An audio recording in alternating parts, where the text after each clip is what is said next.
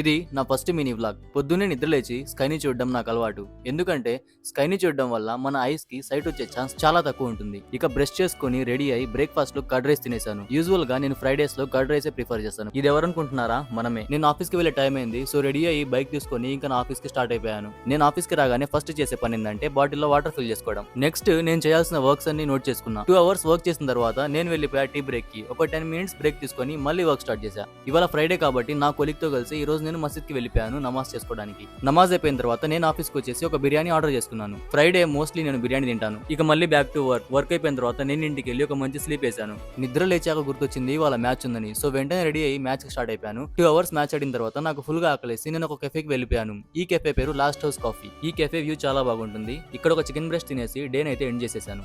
మళ్ళీ next mini vlog లో కలుద్దాం. ఒకవేళ వీడియో నచ్చితే లైక్ చేయండి, నచ్చకపోతే వదిలేయండి. Thank you.